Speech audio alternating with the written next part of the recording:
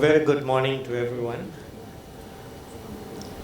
Firstly, I would like to express my thanks to Swami Hariprasad and the Vishnu Mohan Foundation for giving me the opportunity to speak, to attend and participate in this excellent conference.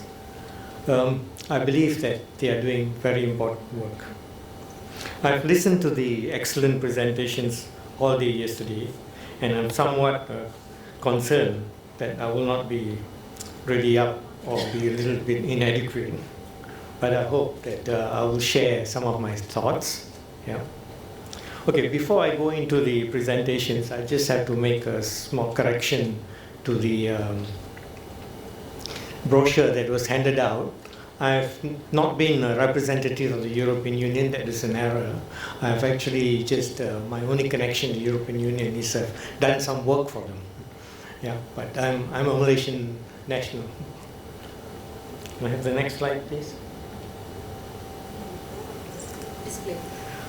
Okay, the first slide, I would really like to share my views on what is peace. Yeah. Now, I think we perceive peace as a peace between persons, communities, and nations. That's one aspect. But there's also this inner peace.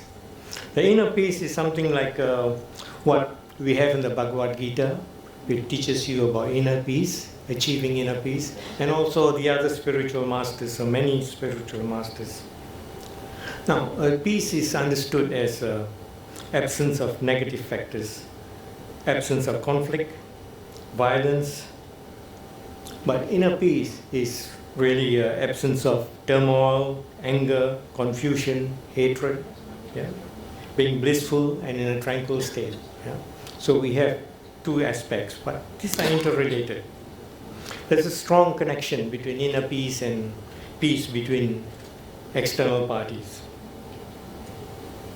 Now, there's also a contradiction sometimes, a apparent contradiction. The inner peace can exist at times of external conflict. I mean, if you look at the Bhagavad Gita, it talks about Arjuna speaking with Krishna, and Krishna is trying to create inner peace at time of war. So that's also possible. But it's highly unlikely that there is external peace when there's no inner peace in people's minds. Next slide, please. Okay, I'd like to share some of my observations of the current global situation and situation in many countries. We have several major conflicts, global conflicts. What are the underlying reasons for these conflicts? One could be the lack of inner peace in the minds of the leadership and elites that control and govern many nations and societies. And I think there's a breakdown of trust and a lack of just solutions. Just solutions, justice creates the environment for peace. Yeah? It removes dissatisfaction and mistrust.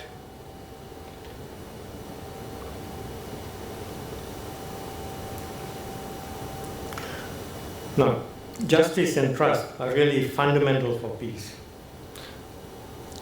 And when there's inner peace, one is more likely to enter into trusting relationships.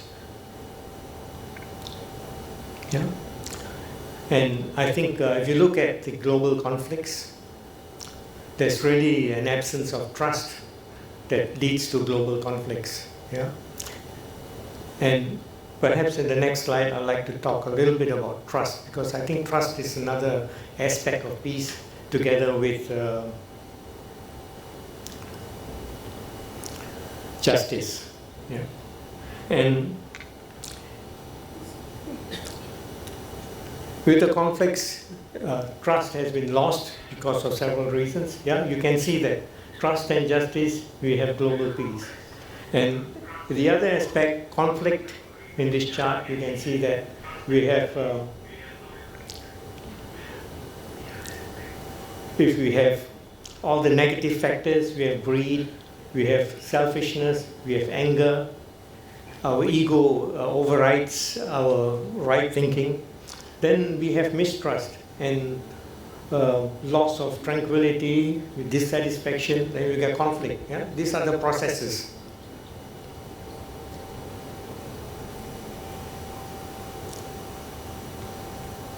And the next slide, please. Now, building trust. Here I'd like to share some of my experiences. Yeah. I've been working for very many years in the ASEAN Secretariat, basically helping ASEAN member states to achieve recognition agreements, and I've helped in the negotiation process as a consultant, as an outsider, although I'm British. One of the things, it's gone off. Yeah. Okay. One of the things that really to establish these recognition agreements where we recognize each other's certifications, regulations. We have done it in the food sector, in the agricultural sector, and we have done it in the together with the officials of the various the 10 member states. And one of the important things, the fundamental important thing, was building trust. And the building of trust was really essential.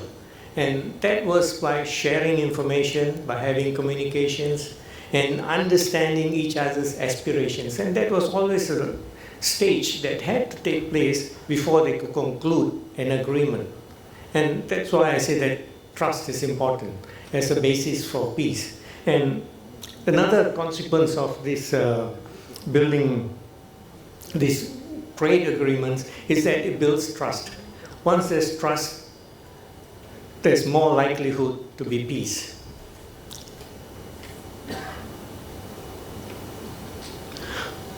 Now, ASEAN has gone through that. I think the process, it has been a very slow process, but I think it's a more viable process, and it's more long-term, and it fits in with the nature of nations, countries, and it's more durable and more sustainable in the long term.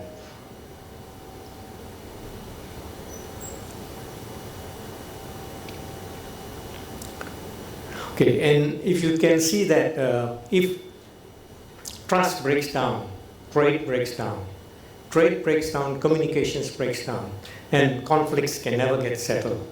So communication and conflict resolution is important, trust is important. And if there's complete breakdown of trade, that also leads to mistrust. You can see examples in the world. I wouldn't go into specifics. I think you all can see what's happening in the world. Yeah. Have the next slide, please.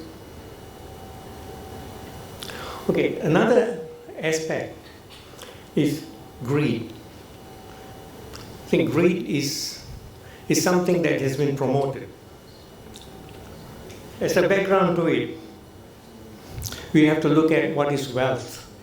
I mean, wealth is something, it actually represents the accumulated effort of people, of other people. If someone accumulates wealth, you didn't work for it yourself.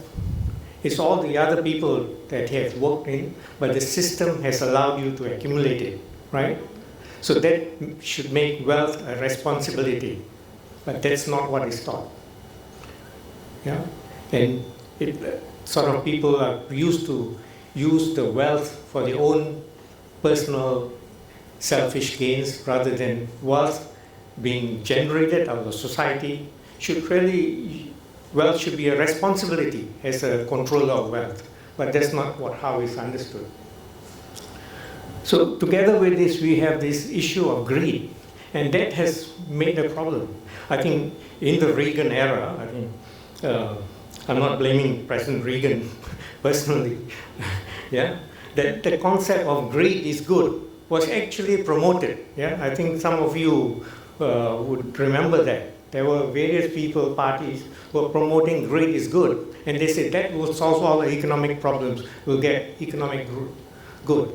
But I think there's a major downside to it. Yeah? It creates this misconception of what is wealth and accumulation of wealth. And that creates injustice and all kinds of dissatisfactions. This another event that happened in slightly later in the era was the collapse of the Soviet Union. Whatever you say about the socialist system, there was an alternative to capitalism. Capitalism, naked capitalism, can be very exploitative. Socialism was really Marx's idea of looking at how capital gives you unfair advantage, and that was countered. Okay, the Soviet Union had a lot of internal contradictions. It also collapsed because of a lot of internal factors. That's granted. But the competition between the systems was no longer there, right? So the global environment was in the hands of the free market proponents. And that created the globalization, multinational corporations, extreme accumulation of wealth that we see today. Small businesses suffered. Yeah, there was a reduction of small businesses, which generally are fairer and more embedded in the local communities. And there's better communication, there's better feedback. And these trends continue and I think undermine peace. The next slide, please. Okay, I'm coming to an end. The last points I'd like to share with you is that how do we regain the peace? Yeah, because I think we are not in a really peaceful era right now. Economic systems that encourage greed and unjust to sections of the population, they undermine trust, cannot be our sole driving forces.